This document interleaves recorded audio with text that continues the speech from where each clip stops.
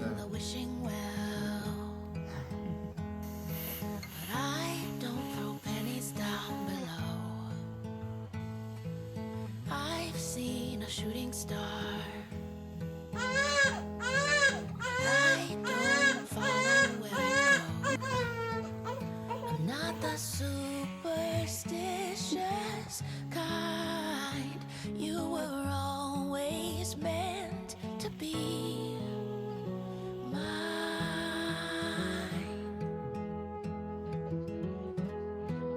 La la la la la la la la.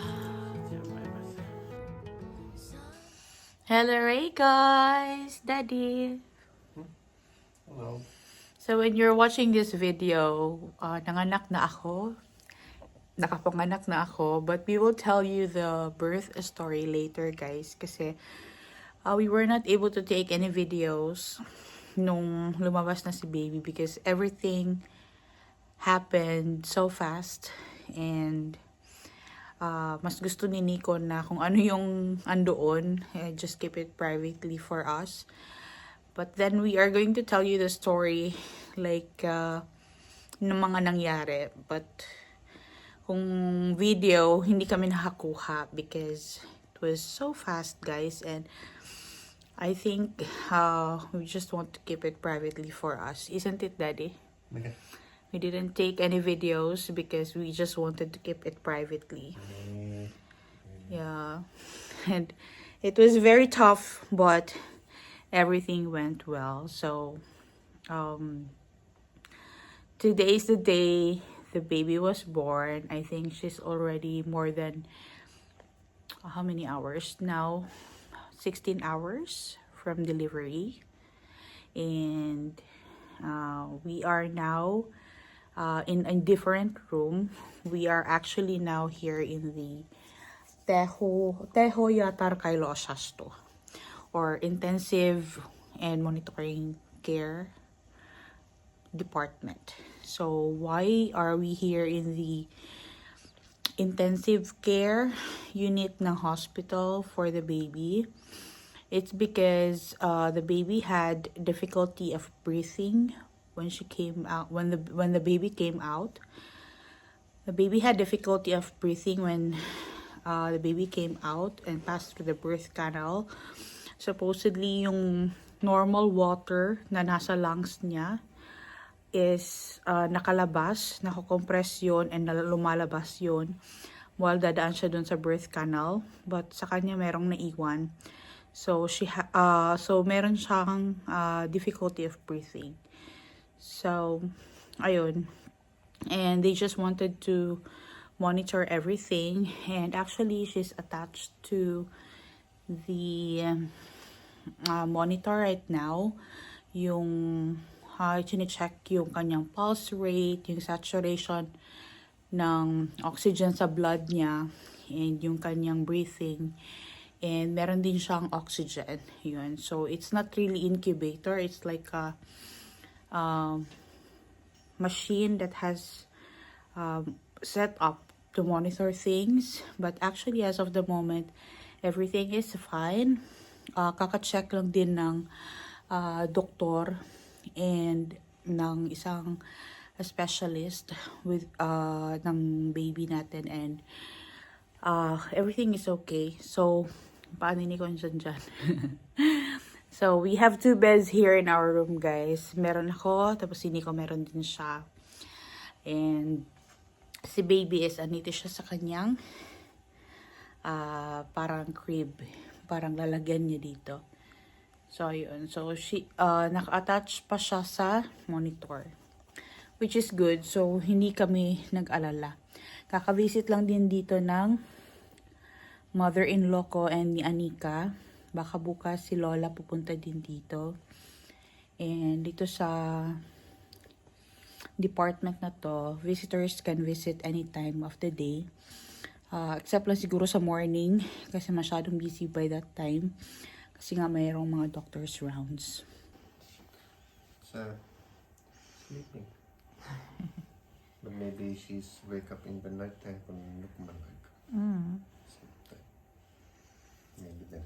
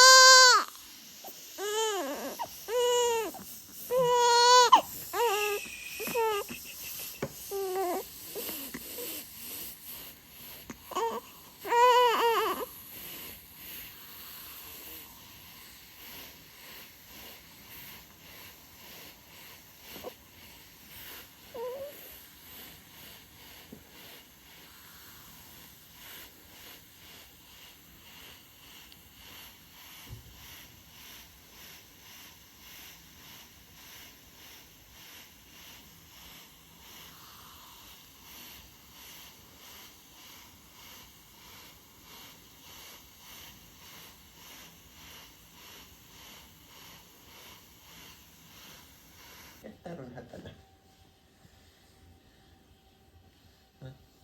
Nukut niin sikeesti. On semmonen jollain paketti. Olet matkahuoltoa?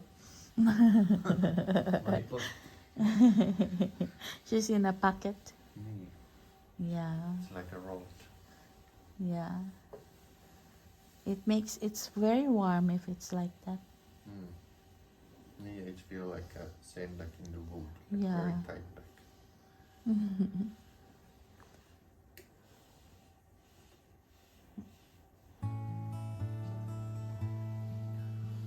Joo.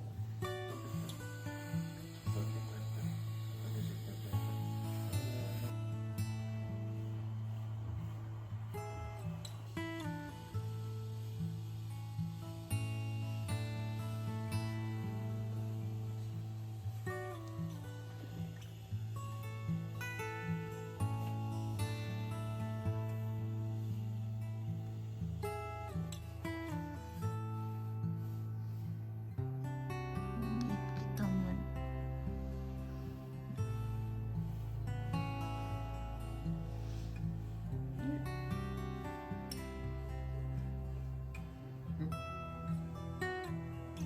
Oi, mä syttää.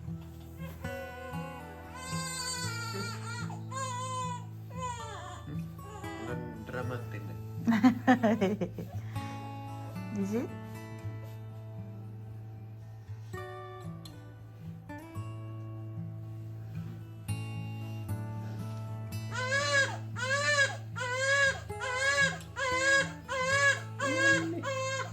Eikä nyt tänään tänne.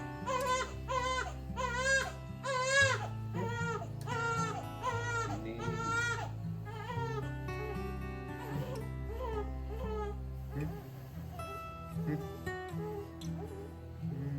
Se on hyvä, nukut siinä vaan.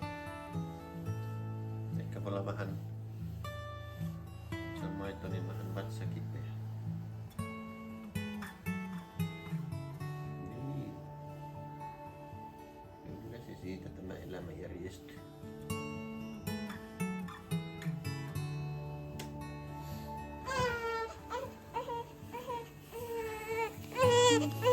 Oh. Sun tuti on. Mitä? Niin mitä hätää lablab?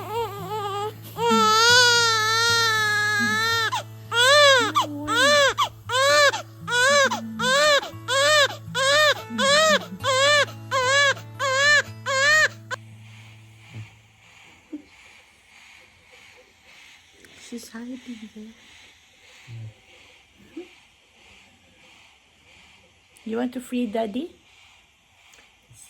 Sorry, I don't have that kind of capability. Okay. I already sit for daddy.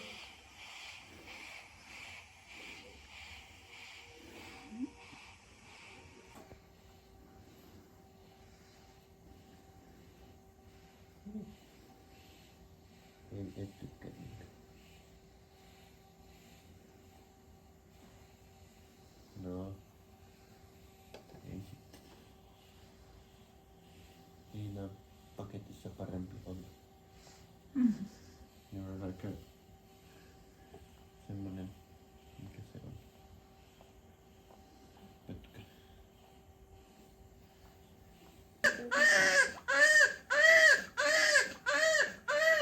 Oletko tutti? Ei ota tuttikaan.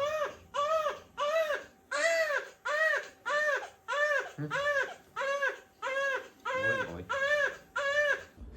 Unang gabi guys after pregnancy, hindi ako makatulog. So ngayon, sini ko tulog na. Ako talaga hindi makatulog. Nasanay na ako na gising ng gabi kasi nga yun yung naging routine ko guys ng more than 4 months. But kakain na ako ng something para makatulog ako guys. Kalaman yung aking tiyan. And mabalik na rin ako sa room. Kukuha lang ako ng pagkain dito sa may storage area. Kuha lang tayo ng food dito.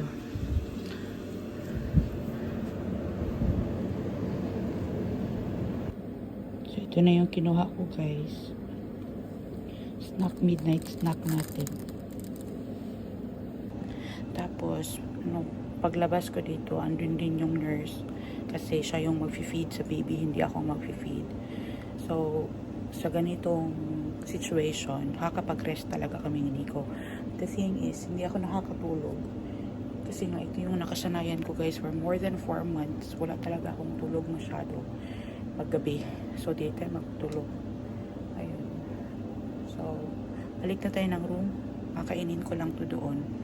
Habang si Nico ay tulog na rin. Nahimbing ang tulog ni Nico.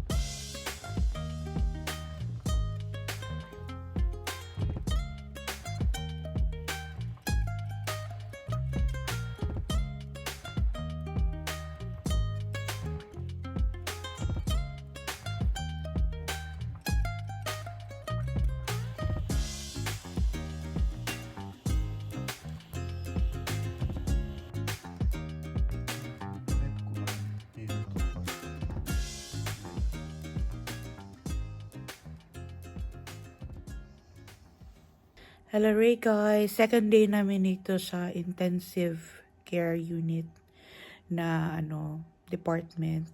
Unit na department pa.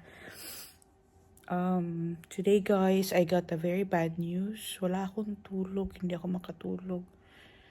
Katulog siguro ako mga 1 or 2 oras lang. But I got a bad news kasi sobrang daming nawalang dugo sa akin guys nung nanganak ako. More than 3.5 kilos ang nabawas. Kasali na lahat yung placenta and everything. But yung blood guys, sobrang dami. Kasi nga merong maliit na blood vessel na damage. Pero na-repair naman na siya ng doktor. And because of that blood loss, bumaba yung aking hemoglobin. And yesterday, after kong nanganak, pagka morning, kinunan ako ng blood test. It was still okay, about 110. But today, it's only 71. So, dito sa Finland, guys, usually kapag 80 na lang yung hemoglobin mo, nilalagyan ka na nila ng dugo, sinasalinan ka nila ng dugo, kailangan mo mag-undergo ng blood transfusion. So, hinihintay ko na lang ngayon kung ano yung desisyon ng doktor, kung lalagyan ba nila ako ng Rautalake or ng blood transfusion. Kaya medyo namumutla ako. Ang dami ko nang nainom na fluids, pero hindi enough yun guys. So, hinihintay ko lang. So, kakain ako ng lunch guys. Ito yung food ko ngayon. More in vegetables and salad and water. Pero inom pa ko ng mas maraming liquids later after nito para makapag-produce tayo ng milk and ma-replace din yung mga fluid loss ko sa katawan. I've seen the wishing well, but I don't throw pennies down below. I've seen a shooting star, but I don't follow where it goes. I'm not the superstitious kind. You were always meant to be mine.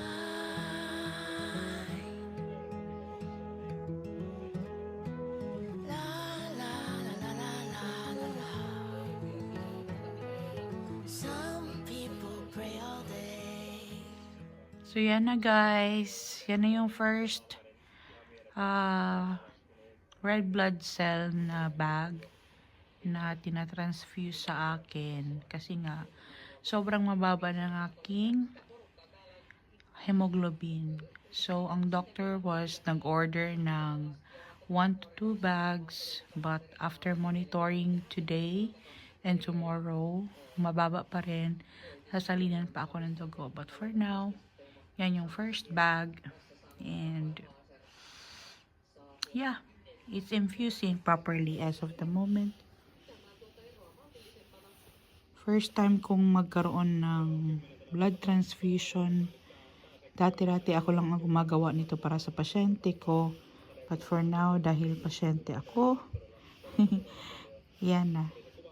Meron tayong blood transfusion.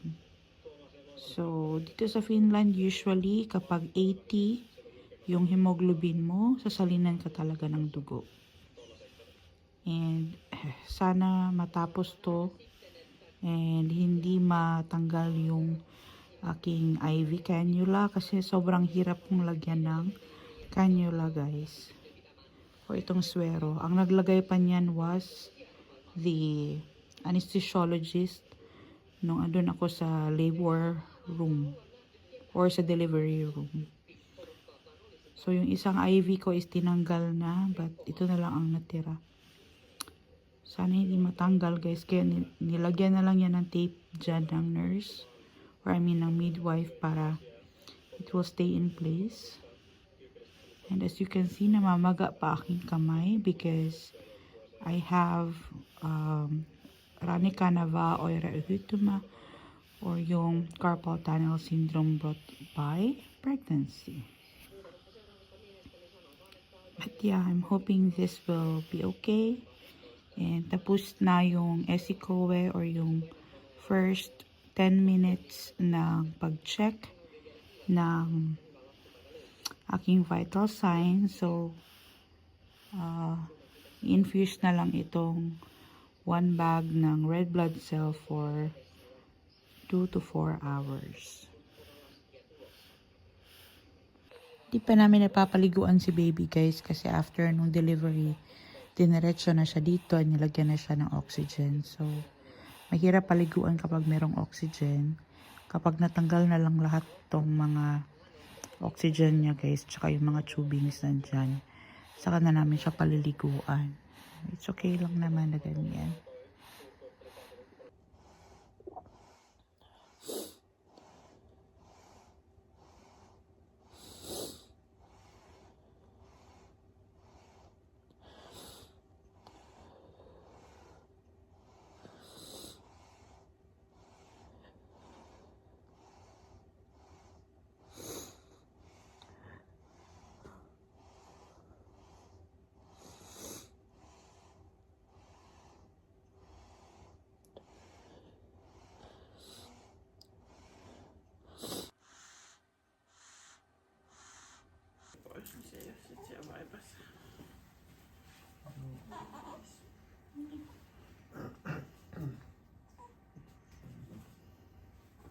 Siellä niin kuin sänkyä vasten.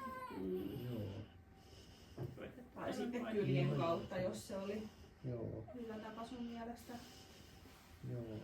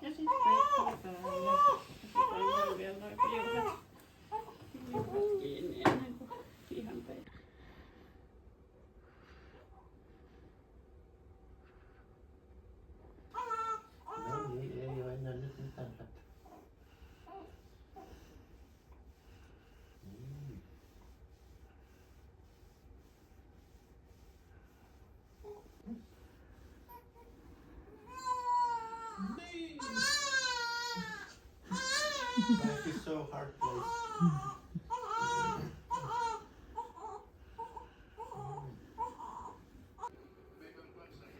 Update, guys. Naka light therapy na si baby. So, yan yung light therapy na ginamit, yung Bilisoft. And, yan na, dyan na siya sa loob.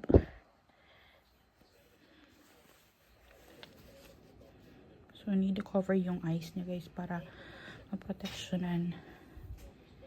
Yeah, she's been there like about 5 hours. And umiiyak siya kasi nga weird siguro sa feeling niya na there's a cover around her eyes, but kailangan i-cover. From time to time umiiyak siya.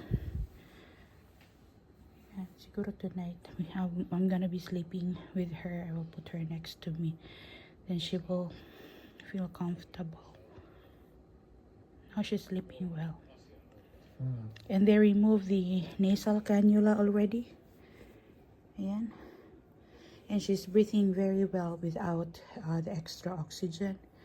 The saturation was 98. The pulse is 126 and the respiratory rate is 60. Ayan. So yung color blue, yan yung saturation or oxygen saturation, which is very good. She's doing well. Naka-phototherapy siya because her bilirubin nag-spike siya, guys. Kaya kailangan siyang i-phototherapy. Everything will be well.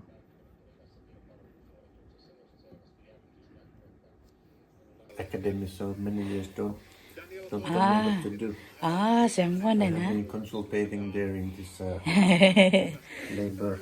Joke lang to si Nico, guys. Nick is always joking. Trying to make me feel better all the time. Papalagay ako sa kanya ng oil, guys, kasi sobrang dry ng aking skin and sobrang init. Namamaga pa rin yung mga paa ko, but it's better now.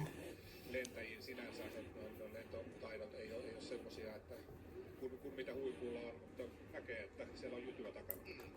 Kärkeen. Tuolla äsken näytettiin valmentajakorokkeja talossa, Pekka Valta oli jo mietteessään siinä, kun teillä... Yung mga paa ko, guys, namamaga siya. It's not because na my blood pressure is high. It's because naiimpede yung blood vessel ko while papalapit ako nun sa aking due date. But now it's getting better. I don't need to take any medication or diuretics. So hihilom lang siya by itself.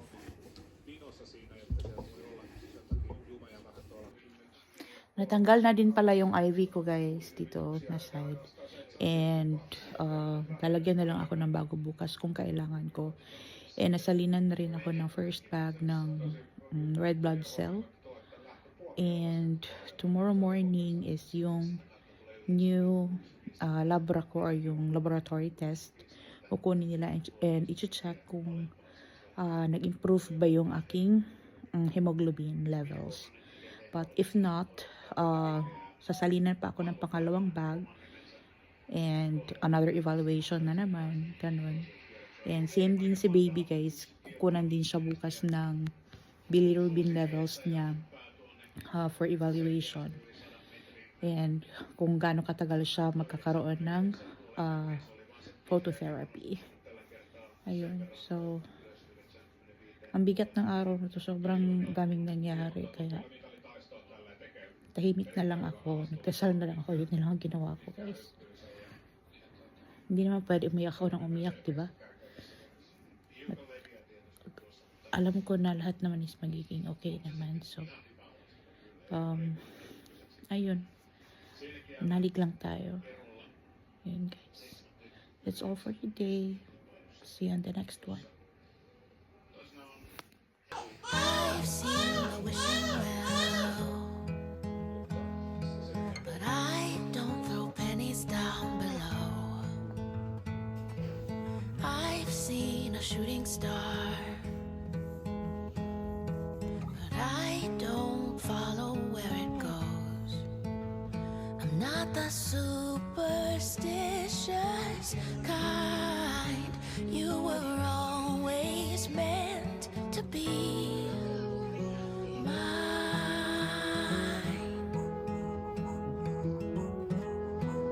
La la la la la la la. She likes tickles. day. Hey, you can tickle a baby. They don't Cross their have those kind of fingers things. tightly in a bow. Sawit ko titan. But I've got No, they don't have any feelings of such yet.